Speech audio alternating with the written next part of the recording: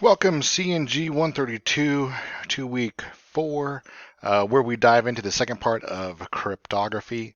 Um, we're looking at advanced cryptography, PKI, public key infrastructure, where sending a email, a message, is actually validated through having two pairs of keys, uh, your public key, your private key, and then using someone's public key or private key to, or either way. Um, you don't, an important concept when understanding this public key infrastructure is you only use one set of keys when delivering the message.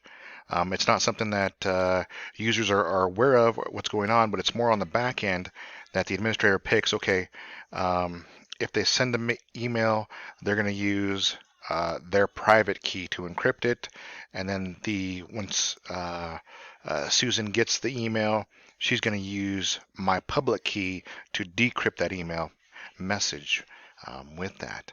Um, Really cool concepts this week and last week when we jump into cryptography.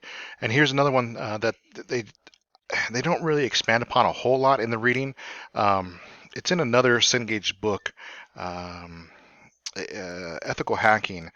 So if you get a chance and you want to do this lab, this is WinHex, or this is what WinHex looks like. Basically, it's a bit shifting software. So we'll take the first bit, FF hexadecimal, zero. I say first, but it's the zero um, holding place.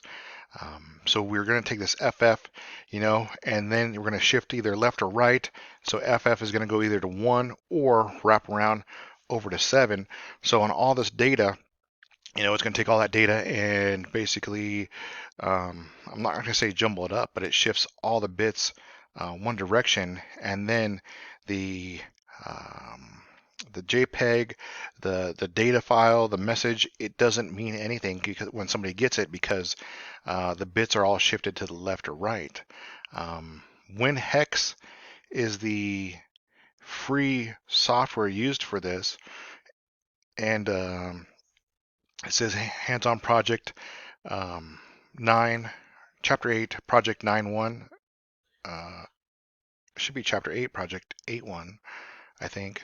I can dig that up, but basically, if you want to take a look at this, real cool stuff because basically it's not, it's hiding the information, but I mean it's not doing anything crazy with it where we're looking for a hash value, coming up with a mathematical value that is a specific length.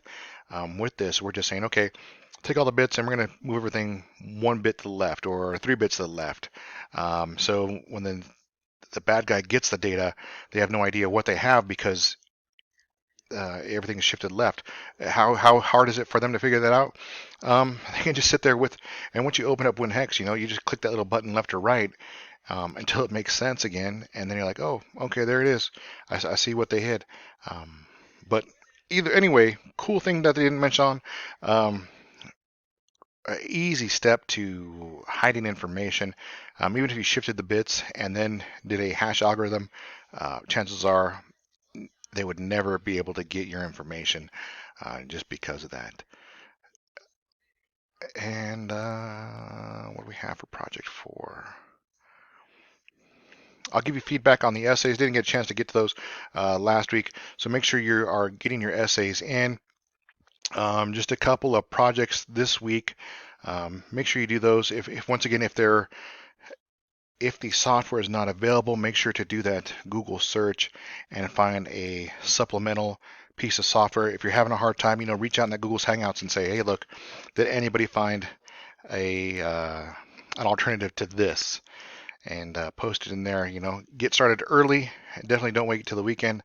I was looking at the attendance for this course and saw I was still keeping strong Wednesday through Thursday. Good job. Keep that up.